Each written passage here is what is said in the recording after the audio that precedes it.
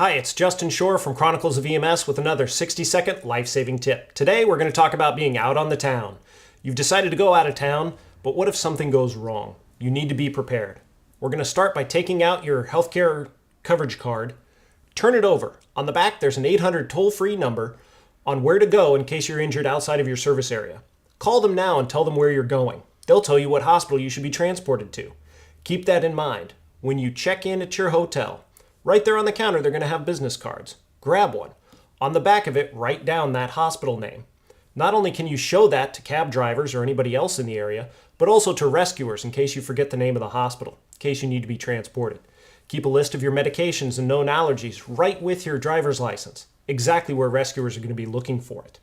And also, change your home phone number in your phone to the name ICE in case of emergency, so we can call them and find out more about you if we have to. Until next time, this is Justin Shore with a 60-second life-saving tip.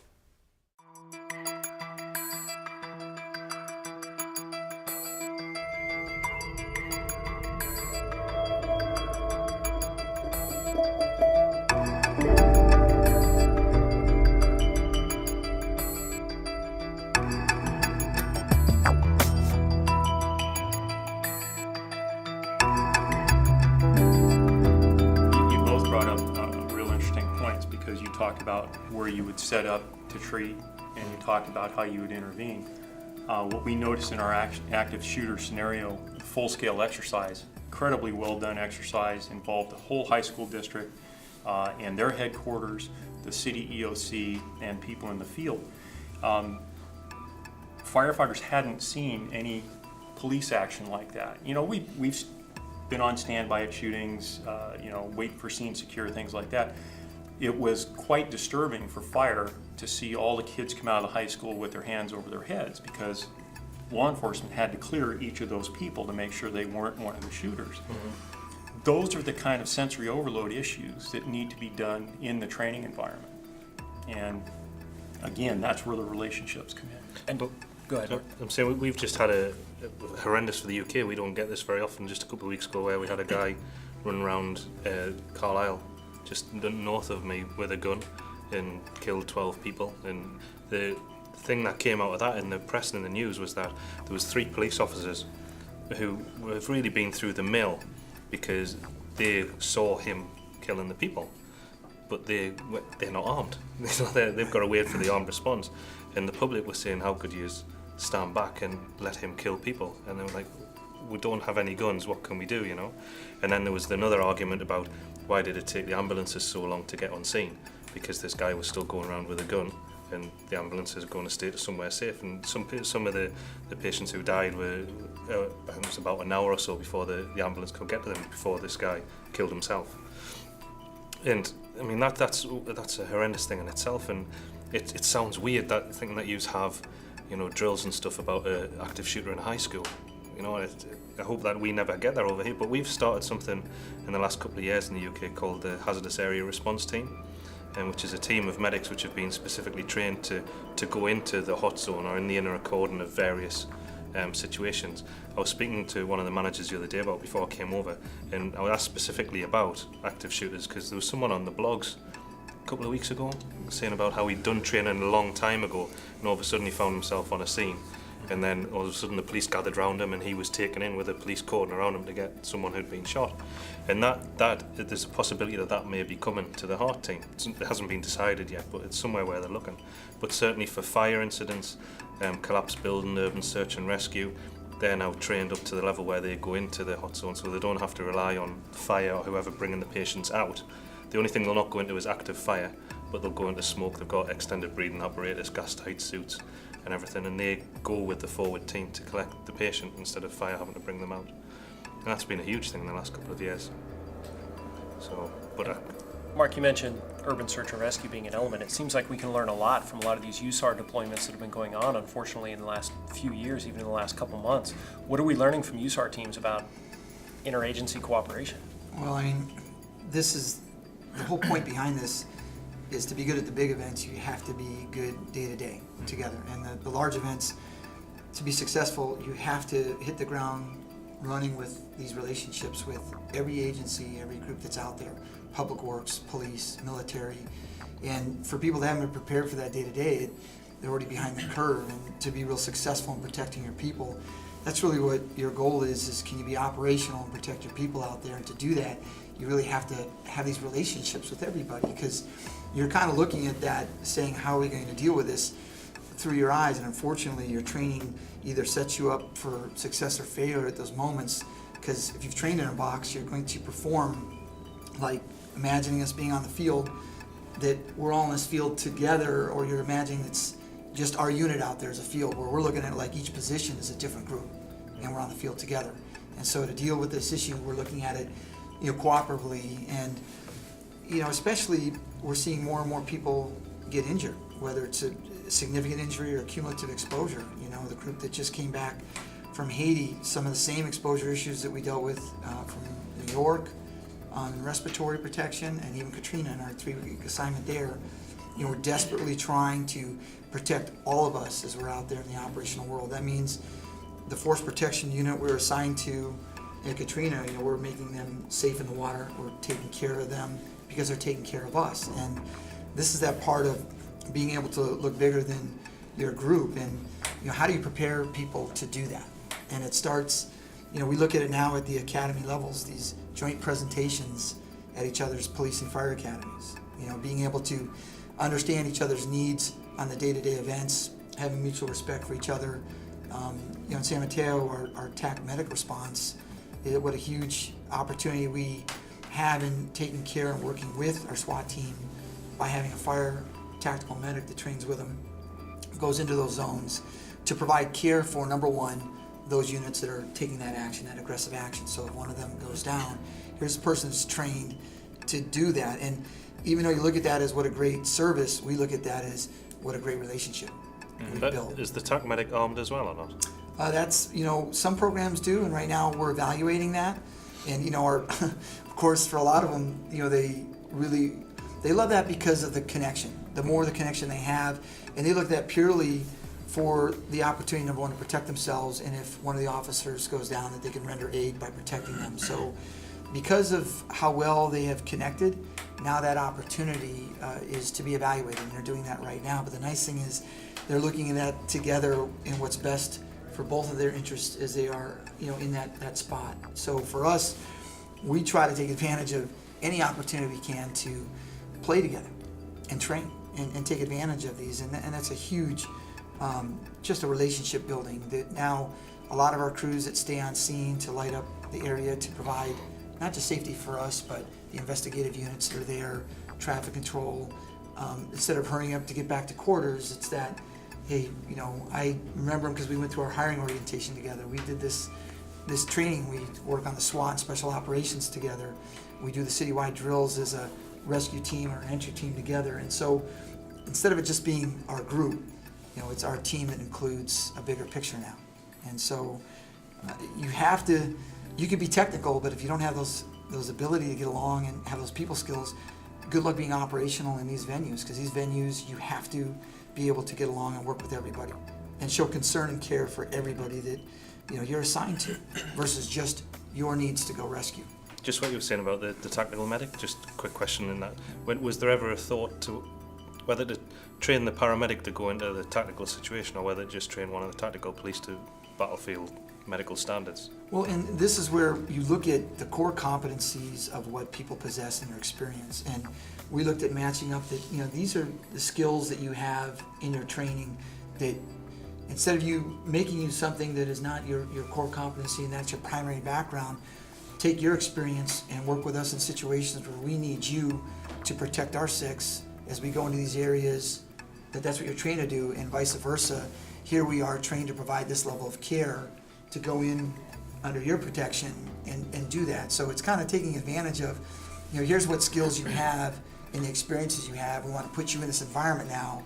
I find it hard. Certainly, if anyone said to me, we're going to train you up so you can go into an environment where you're going to protect people who are getting shot, I'd be like, no, that's not what I did. So do you get many people who want to take up that role? Oh, huge. Yeah. Huge. And it's, it's one of those things that in that role and vice versa, as we take people into that, that urban, that collapse zone. Utilizing resources where I have someone from PD, Public Works, I have FBI, DEA, like in Oklahoma City, where we had to make groups part of our operation to go into these zones to work because this is their building.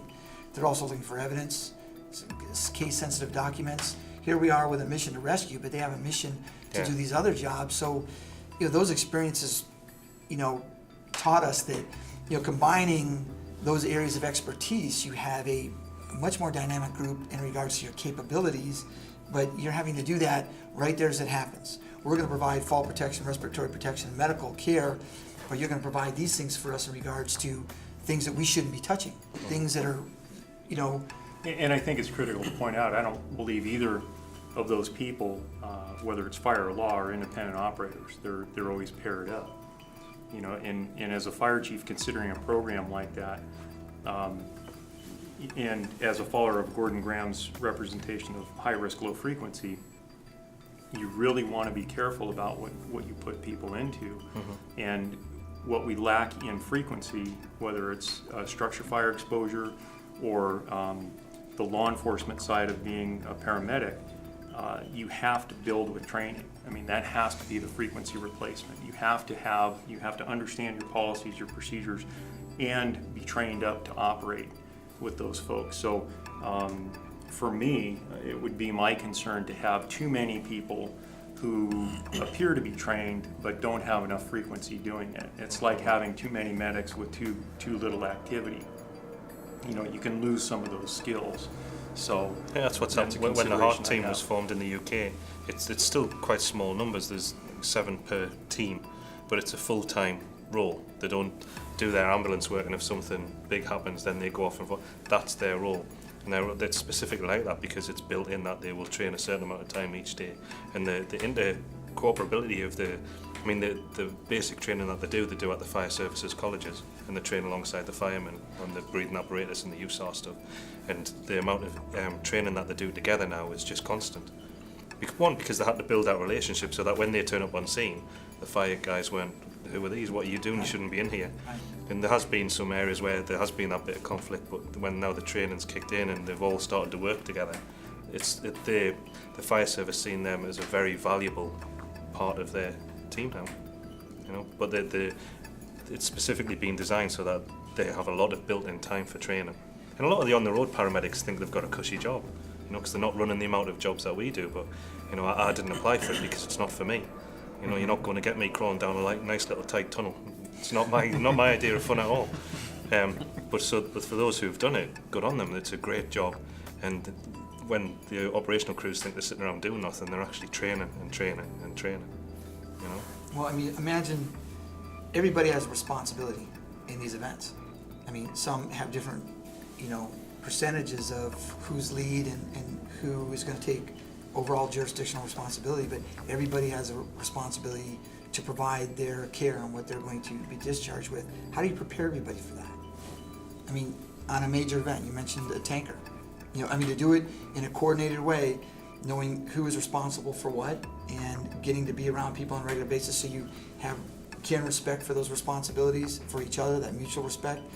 Without that contact, without that training, how are you going to get good at those major events if you don't do well at those day-to-day events? Taking whether it's a shared command system, a unified command system, to where you're taking these groups and letting them, at one point manage the event versus we have 6 different vehicles, 6 different people in charge, and they're not face-to-face with each other. And on that point, and back to an earlier comment about struggling to take command or fighting to take command, that hasn't been my experience. My experience has been when it's predominantly a fire issue, getting law enforcement to feel welcome to stay at the command post, because they're really a necessary element at that command post. And we also had a supermarket with an irritant release in it. That's pretty much a crime scene, but it's treated as a hazmat event until that building is cleared.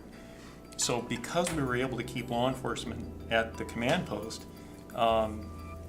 they finally realized they could use us as a resource to start collecting evidence prior to their own entry. So it is that relationship building, and you know, I haven't had the negative experiences some people describe about, you know, people trying to exert control at a scene. I've had quite the opposite, people not wanting to get in the way or not understanding they have a critical role in that scene. Are third service and private providers included in the overall scope and the training and stuff, tech responsibility? So all I've heard is like PD and fire and things Oh, like that. absolutely, yeah. And again, back to the original scenario, you know, you've got a patient that's the product of a chemical release or, you know, something else, all the way up into the emergency room nurses or emergency department doctors. So the whole continuum. And whether private or public,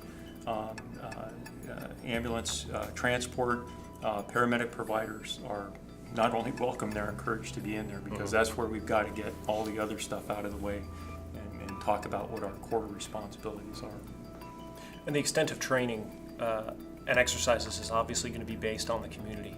I worked at a public safety service in New Mexico where half of the police officers were trained as firefighters and the other half were trained as paramedics. But all the firefighters were just firefighter and EMTs. And it was very interesting to see them switch roles sometimes, that, you know, they race through, pull somebody over, and then 5 minutes later they're bunked up and going in a fire with you. But at the same time, when we would have threats at the high school, I would have not only a paramedic trained person there with me going through as the firefighter, but also a police officer looking for devices. And of course, I got my 1 hour training on looking for explosive devices a couple years back, and that was considered, all right, you're good to go out in the community and find a device, and that it's not my role. But it also seems like a big budget issue of putting on these large-scale interagency training exercises of getting people off the street, putting something together, getting enough people to do it. Sure, maybe my service can put it together. Yours has obviously put them together. But one of the things we like to share with our audience is, even if you're just a one-engine, two-ambulance community, you can still get people together to put on one of these exercises and make it informational and learn from it, and find out where your weaknesses are and where you can learn from each other. There's resources out there to help prepare for the terrorism threat, which really reaches back to the core skills. International Association of Firefighters has some good resources and good courses available. International Association of Fire Chief has a program on how to prepare your organization, respond, and then recover. Chief Jim Schwartz out of Arlington, Virginia is the more than able, outstanding guy. He's taking care of that initiative. There are resources out there that can be the catalyst for that.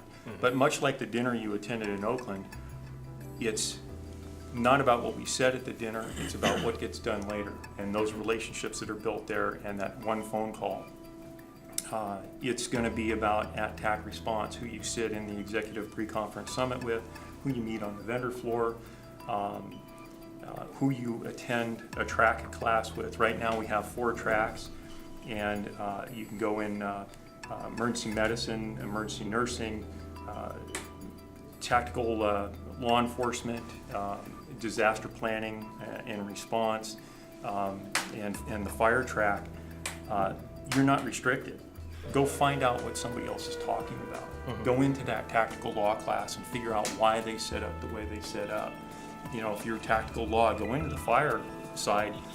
There's so much about a building that law enforcement could learn from fire when you're looking to evaluate how soft or how hard that building is. The tools of terrorism that could be in that building, you know, systems, alarms, whatever's going on. Look at Mumbai. You know, we won't talk about how-to manual here, but if you look at that, they compromised the fire protection systems because they knew that was a way to dump the building, meaning get all the people out. Well, they didn't want all the people out. So there's so much we can cross-pollinate, but I think that each of our individual disciplines requires so much training to stay proficient that we have to focus on our primary mission. But we need to understand what other people can provide and how we can.